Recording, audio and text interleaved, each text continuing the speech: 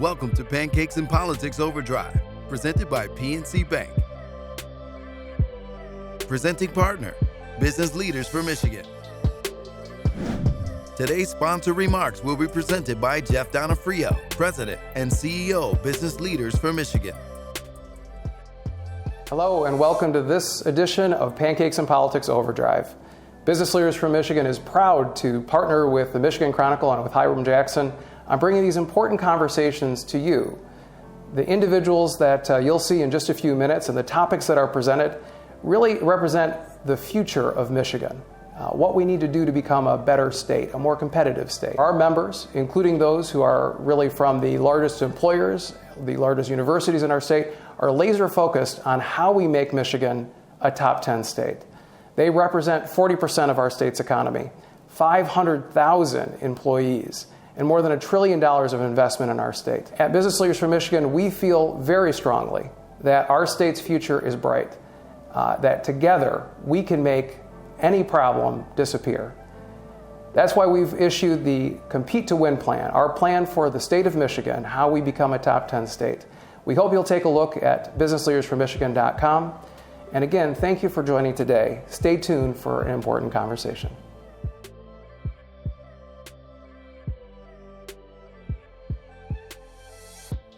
Good morning and welcome to an installation of Pancakes and Politics Overdrive.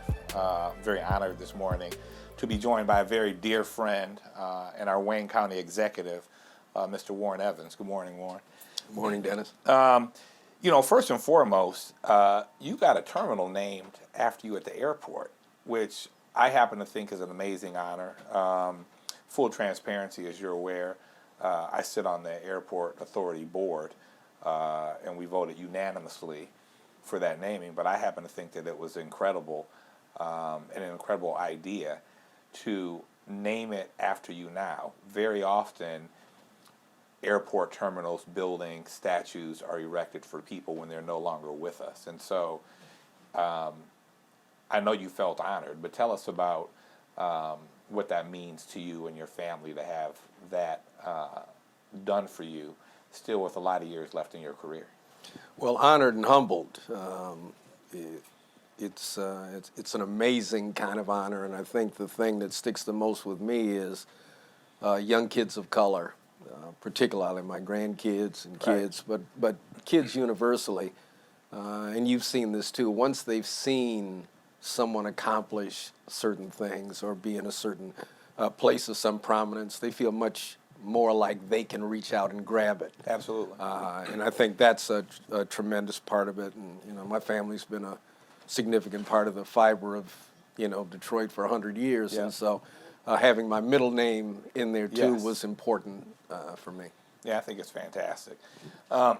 Recently, and this has been in the paper, and I know I participated in the process, you found it important to bring business and civic leaders together to try to coalesce around a single candidate that would ultimately make his or her way through a process that was identified so that we could unite around one candidate for this 13th district race. I mean, our viewers are well aware, it's in the paper all the time, there's a handful of candidates, and many of them have names, many of them pull from the same communities, and we are at risk for the first time in decades of not having a single African American in the United States Congress. Talk about why you felt it was important now to insert yourself and to get involved and to pull that group together.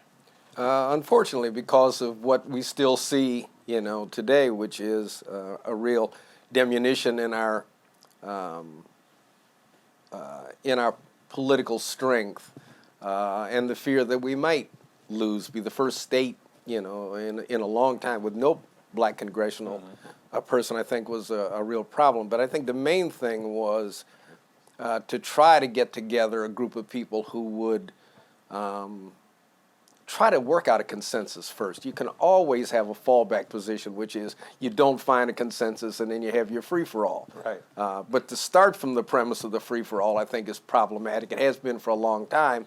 And this time I just felt like this is a process we ought to start. I think the process worked extremely well. I think the openness of it was significant. Anybody that wanted to look at the interviews of any of the candidates can go on YouTube and watch it now. I mean, people can make their own decisions. You know, everybody was evaluated by the same folks. And so I think it was a pure, good process. You know, unfortunately, a lot of people weren't comfortable with letting it go. But I do think it is a model that we ought to continue to work with. Yeah, I thought it was a fabulous, having participated in it, been made privy to the videos during the process. All of the candidates being asked the same questions. To your point, the same panel asking those questions and participating made it very fair. There were no favorites. So I applaud the process. It was needed, and we'll just see what the results of that process yields or contributes to the August 2nd election. Fingers are crossed. And you know, it's hard to get people to understand that you know, starting the process had no dog in the fight. Right. Whoever the group anointed is who I was going to support. Right. With no dog in the fight. I Right. mean, it could have been anybody. That's what makes it fundamentally fair. It's a lot of people can't quite see it as being that pure, but it was. No, absolutely. I agree. You know, we've had these conversations lately, particularly in this term and coming into the next term, you placing additional emphasis. You've always placed emphasis, but additional emphasis in ensuring that a lot of the redevelopment and economic opportunities that are happening in Wayne County are inclusive, and specifically that black folks get a look at opportunities. Talk about why that's important to you and what you're doing to ensure that happens. Yeah, well, it's tremendously important because, you know, we go on forever with this notion that there's somehow a ceiling or a cap on where minority vendors, you know, investors ought to be. And I think that's crazy. I mean, you know, I've always had the notion that, you know, brains are evenly distributed throughout the world, but opportunities aren't. And so I see the role that I have as county executive is to create those opportunities. Now, anybody that takes that as kind of a lessening of the standard is not talking to me. I'm not talking about lessening anything. What I've found is that when you open the door and get the creativity from a number of people, your standard goes up. You have a more diverse pool, and you have a better product. And I think, so for all the right reasons, that's what should be done. But, you know, to make up for inequities, it's just something that had to be done. And yeah, we are still stepping it up. And, you know, the county is not, you know, predominantly African American, but a significant portion of the county is. And I represent the entire county. Right. I'm not diluting anybody else's opportunity to do anything. I think I'm strengthening the real reality, which is if you get all of the bids you can, and you're looking and you're evaluating all of the opportunities out there, then you'll wind up with a better product. Yeah, and you mentioned opening the door. I mean, as I talk to entrepreneurs around town, they feel like even more so than access to capital and financing, it's just access to deal flow. A lot of people feel like by the time we often hear about opportunities, they are very far down the road. And the fact that you're opening doors, getting people in the room, knowing who they are, getting for them to know what the opportunities are. And as you're well aware, I mean, there are far more opportunities in private industry in the county than there are to get a deal or a job with the county. And so a lot of it is just people being in the right spaces and people being aware of what they do so that they can be privy to these opportunities and participate fairly and compete. And people to be aware that the opportunities with the county or the city should not be the end all, because I've seen that too, that people lock into an opportunity there and then feel like that ought to be their opportunity for the next 25 years. It was designed to give them an opportunity to push and spread out the things that they can do. So, you know, you spoke to the diversity in the county, and maybe there's some places in California or Miami that have the same amount of diversity, but I would probably argue that Wayne County is probably one of the most diverse counties in the country, and that adds to the richness, in my opinion, of the county. Talk about how important proper immigration policy is. I mean, we've got people from all over, from the Middle East, a lot of folks from Mexico and South America. Talk about immigration policy and how important it is that it be open, such that these people can come here for opportunities that exist. Sure. I mean, and I think that when folks do come here for opportunities, by and large, it enriches the fiber of Wayne County. U of M did a study a couple of years ago that clearly reflected that the immigrant population here has been a significant uptick in our workforce and in the richness of the county. And I really believe that's true. You know, Wayne County has 43 communities. Detroit's just one of them. Right. And extremely diverse. And I see that, as you indicated, as a richness, as a opportunity to get a wealth of knowledge and exposure and those sorts of things. But I believe it at my core that I want my administration to look like that too. Absolutely. And for selfish reasons, because when I get that diverse group of people in a boardroom, I get every angle from the county there. Very seldom do I step in it. Right.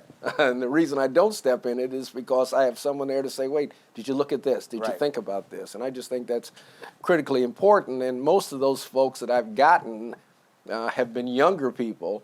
And so now as I get a little older, it's kind of a smile in the sides of my mouth that I've mentored some people into a way of looking at the world and working through things, which, you know, it's not all bad. Let's talk about infrastructure for a little bit and start with 375.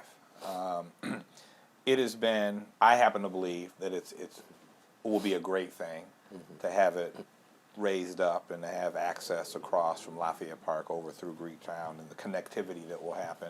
A lot of people are not in favor of it. You know, where is that process along the way, and do you think it's a good idea? Are you supporting it? I haven't really delved into it much. I am not in support of it. I think if there's any concern that I have is the amount of money that would be necessary to do that. I could probably think of 5 or 6 projects that I think would be bigger economically and would do more for the county. I don't think it's a bad project at all. So that, you know, that's kind of where I am. I think one of the things that, you know, I'm starting to realize more and more, and hopefully the state is too, is that because Detroit sits in Wayne County, there tends to be, sometimes I see the county as the redhead stepchild. You know, if money goes to Detroit, well, that went to Wayne County. But really, you know, 2/3 of my population is outside of the city of Detroit. And there are a lot of communities there. If we look at communities that are economically distressed, many of them are outside of Detroit, have large minority populations, but are hurting and are not receiving the supplemental benefits from the state and the federal government that the city of Detroit does. And, you know, I'm born and raised in the city of Detroit. I've been a Detroiter, you know, my family have been Detroiters for 100 years. I have no issues with Detroit being treated fairly. I just like the rest of the county to be treated fairly. Well, you have a fiduciary responsibility. Absolutely. You're not the county exec of Detroit. You're the Wayne County executive, to your point, 43 communities. And you have a responsibility for all. You know, as you traverse up and down I-75, which I do probably multiple times a day, you know, there's a constant evolution in the Wayne County judicial complex. Where are we with that? Next year, 2023? When will? I think this winter the criminal justice complex will be done. And for those who aren't aware, that is a jail which will allow us to demolish the other 3. And they'll all be in one, but it also will have the criminal courthouse. It will have a new juvenile detention facility. It will have the headquarters for the sheriff and the headquarters for the prosecutor, all in a complex, which, you know, we're on schedule. I mean, we're we're looking good to get it finished. The municipalities, states, counties received various funding, ARPA funds, COVID-related funds, over the course of the past couple of years. Talk to us about the funds you got, how much money you got, how it would be put to use. Well, the first batch of money was the CARES program, and I really don't remember exactly what we got there, but we about $300 million. I don't say that like it's a little bit of money. Right. It's a lot of money, but when you look around, it's what some others got. It's not that huge. So we looked at how best is this going to help the county? How do we do it? You know, there's always a fallback position. Well, I'm the county executive and I need a new building over here. I need to do this or we need to do that. And our assessment was that we needed to help the businesses in the community to survive the pandemic so that we would be able to have the viable businesses which create the tax base and the employment which is necessary. So we poured a lot of money, $50 million anyway, into small businesses.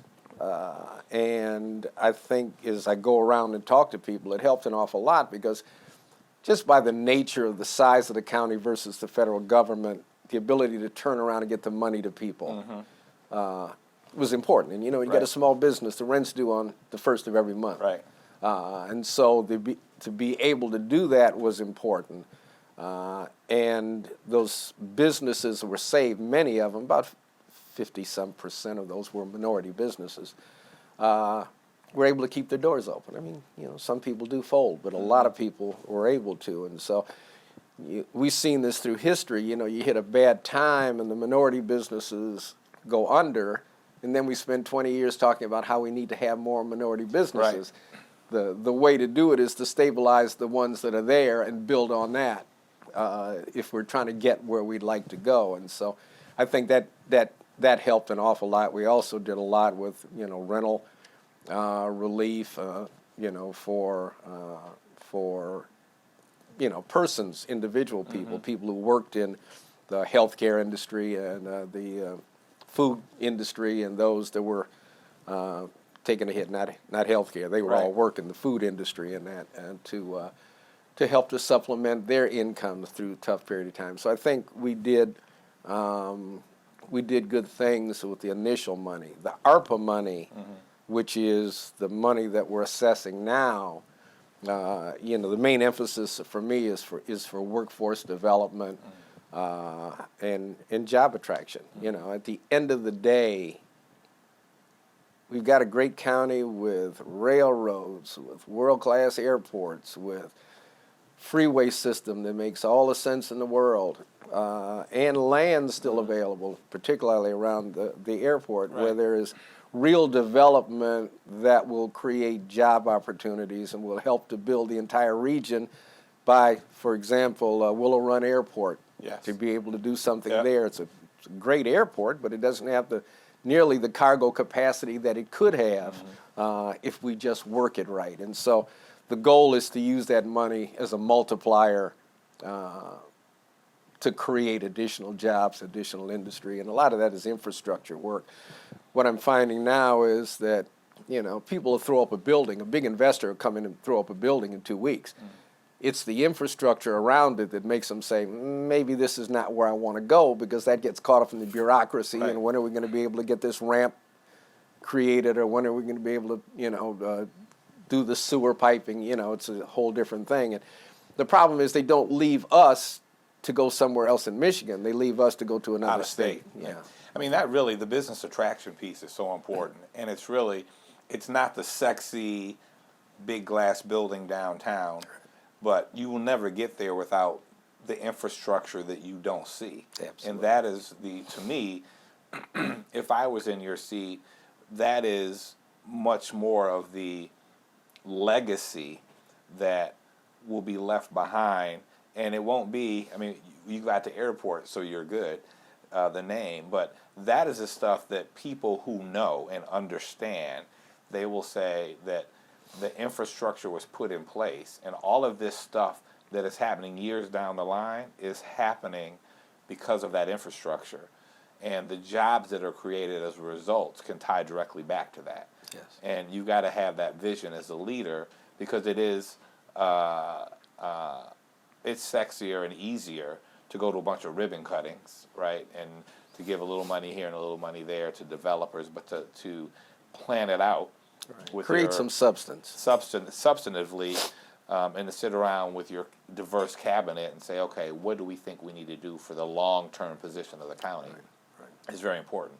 You're able to do a lot of that because your financial house is in order. Well, we certainly are, light years ahead of where we were then. I think as I look back at the initial year, I assumed that we were probably in worse shape than we were. And it was bad, but I didn't have any misconceptions that it wasn't going to be. And so, in knowing Wayne County like I do, knowing the distrust that people have about everything, and following Detroit's bankruptcy, the fact that the word on the street was, well, they're next. Right. There's no way they're not going to wind up going into bankruptcy. And I think I actually reached out to Bob Dada, who worked for Brooks Patterson, Yeah. his top financial guy. And now Bob Dada and I don't have two things in this world that we agree on policy-wise, but we both can count. And he's a Right. strong financial guy. And I had him come in and, along with my team, go through the books, and let's just see where we are. And don't sugarcoat anything. Where are we? And when we found out how deep the hole was, I made the report available to everyone that could read. Every stakeholder. I think I sent the report out to 300 some odd, community folk, whether they're private, nonprofit, business, whoever, citizens. Right. Most of them, I'm sure, didn't read it. The report was that big, but I think the honesty of making it available and being candid about where we are got me a lot of traction. And it made it easier to say, this is how bad it is. There's some draconian steps that need to be taken to get out of this. But trust me, if we don't go into bankruptcy, we're not going to risk employee pensions. We're going to do everything we can to maintain, the level of stability. It basically worked very well. And I think we did it the right way. But what is most interesting to me is, again, that diverse group of people Right. that pulled it off. Many of them 20-somethings, 30-somethings. My team didn't look like me. My Right. team looked like Wayne County, though. And we worked long and hard at it. And sure, as time went by, we got out of the consent agreement with the state in record time. I think our pension funds were funded at about 41% at that time. They're 67%, I think, now. Everything has moved in the right directions, and I think it's done well. And I have to thank the county commission for that, too. I mean, it's not a one-man show. Got a lot of support, and we're in the right direction. Yeah, I mean, we're in investment-grade bond status now, and people to understand, when I was borrowing money at 7%, and now I'm borrowing money at 3.5%, the difference is money that the county keeps in the coffers Yeah. for pay raises, for things that need to be done. So, it sounds good to say, but I don't think a lot of people drill down far enough to understand, what does it mean? It means I've got more in the budget to pput into things that are important to employees of Wayne County. And, Well, people don't understand. It's just like your household budget. Yeah. Microscopically, you Exactly. you don't want to spend more than you're bringing in. And if you've got rainy day funds and you can make house repairs and do the things you need around the house, and you're doing the same thing with the county, I think it's fantastic. The morgue, it's been in the news as of late with some issues going on over there. What is that? That's normally not something that the public even thinks about. Right. unless it it shows up on the news or in the newspapers. What's going on over there, and what are you doing to address it and correct it? Well, first of all, and since before I took office, we have contracted with the University of Michigan to do our morgue services. The autopsy, the administration, the whole thing has been farmed out. And over the last year, as you've indicated, there have been several issues that had come up that show me some administrative problems in that office. Coincidentally, the contract with U of M came up this year, and we put it back out to bid. And I think we've come to agreement with Wayne State University, which I think will be the direction we'll go in the future. And I think we learned, some things from, the encounters that we've had in the last year. So I think the services will improve significantly. But I also think it's kind of nice to have a hometown Wayne County 100%. Organization. I'm a Wolverine, but in this instance, I do think it makes sense, and it's good to see that Wayne State will be involved. Yeah. So as we close out, you're in the midst of an election, and on all accounts, no matter how you would look at it, from my opinion, you've earned the right for 4 more years in the office. But if you had to pick 2 or 3 things, just for the viewing public that may not know you like I do, as to why you believe your administration deserves another 4 years in office.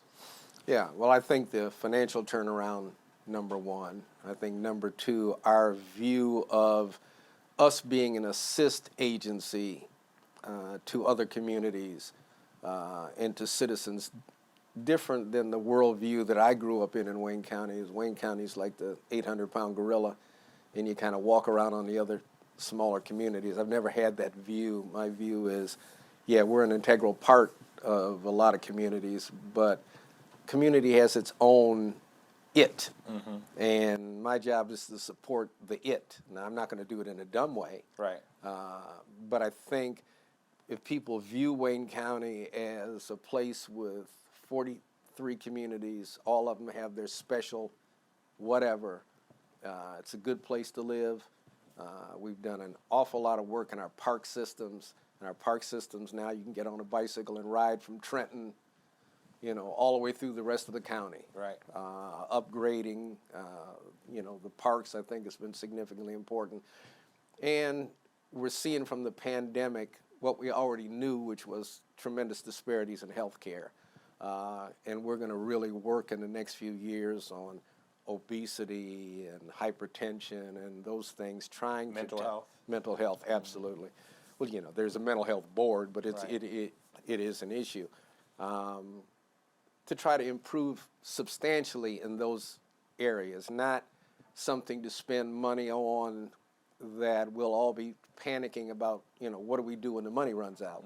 But to build a fiber there that can exist past that. So, I think we've done a good job, and when I say we, I really do mean that, because I've got a great team.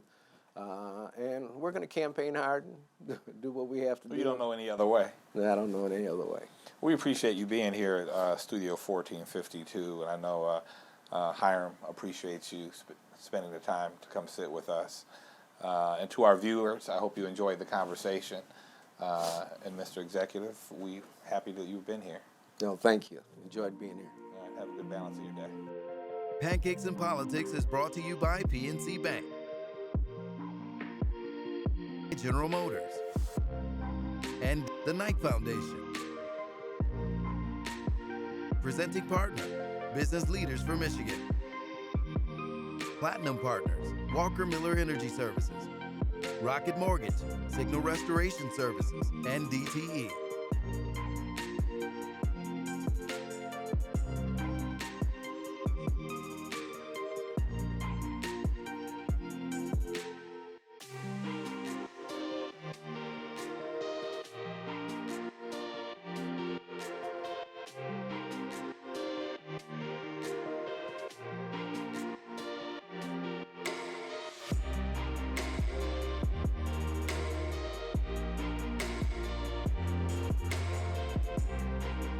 a Real Times Media production.